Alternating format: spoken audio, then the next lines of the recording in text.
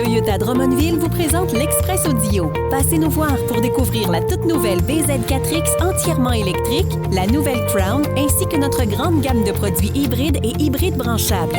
Venez commander votre véhicule dès maintenant. Toyota Drummondville, bien plus qu'un simple concessionnaire. Bon mercredi à tous, nous sommes le 4 juin 2025, ici Martin Bocage et voici votre Express Audio. Côté actualité, tout d'abord, c'est officiel, la ville de Drummondville aménagera une 3e patinoire réfrigérée au parc Boisbriand Central.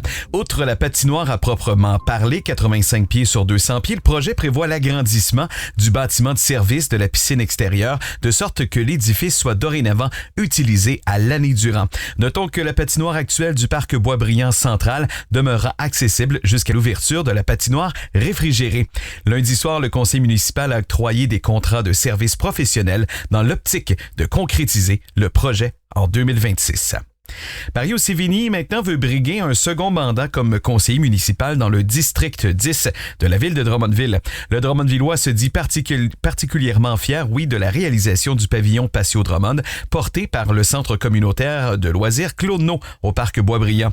Parmi les projets majeurs, la venue du nouveau parc industriel dans le secteur Saint-Nicéphore l'interpelle et Mario Sévigny considère qu'il s'agit d'une priorité d'écouter les citoyens pour mieux les servir. Il souhaite alors poursuivre en ce sens. Maintenant, depuis le 2 juin, le programme de cadets de la Sûreté du Québec est de retour à Drummondville pour une 15e année. Les cadets assureront, entre autres, une présence dans les quartiers et les parcs, répondront aux demandes de renseignement des citoyens et bonifieront le travail des patrouilleurs en effectuant de la surveillance et de la prévention. Au cours de la saison estivale 2024, c'est plus de 3000 activités de prévention, de parrainage, de rapprochement et de proximité avec les citoyens qui ont été réalisées. La saison des cadets s'étale sur une période de 10 à 12 semaines consécutives. Et puis en terminant, l'alpiniste drummondvillois Charles Page accumule les succès. Celui qui a accompli un exploit historique dans l'Himalaya a amassé 18 000 $ pour Enfant Soleil grâce à la campagne Courage à l'horizon. Charles Page a remis le dit chèque lors de la 38e édition du Téléthon Enfant Soleil dimanche dernier. L'alpiniste a récemment lancé une collecte de fonds ayant pour but de récolter un montant de 15 000 $ pour les enfants malades. Il a tenu à remercier tous les donateurs pour leur générosité.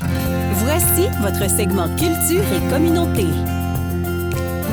Au culturel maintenant, Drummondville plonge dans son histoire hydroélectrique à travers une exposition. Centrale de la chute Hemmings, la force du pouvoir d'eau, retrace les initiatives remarquables de l'histoire hydroélectrique de Drummondville et permet aux visiteurs de parcourir plus d'un siècle de transformation énergétique. L'exposition sera présentée du 19 juin au 14 décembre au Musée de la photographie des Jardins. Le vernissage se tiendra le 18 juin prochain dès 16h. Voici les sports. Au sport, maintenant, dans la Ligue de baseball majeure du Québec, Michel Dagenet est le joueur offensif par excellence du mois de mai. Au cours du premier mois de la saison régulière, le frappeur de puissance du Brock Nutrit Lambert a réussi 10 coups sûrs en 20 présences au bâton.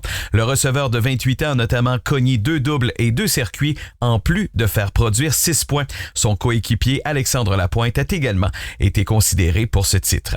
Et puis en terminant, 2 échanges impliquant les voltigeurs ont été officialisés par la Ligue de hockey junior maritime Québec mardi lors de l'ouverture du marché des transactions. Tel qu'annoncé il y a quelques semaines, Simon-Pierre Brunet prend le chemin des Tigres de Victoriaville. En retour du défenseur de 20 ans, les voltigeurs obtiennent un choix de 3e ronde en vue du prochain repêchage. Ce mouvement de personnel en fait permet de conclure la transaction impliquant Justin Larose et de son côté, Adam Cavalin poursuivra sa carrière avec les Foreurs de Val-d'Or.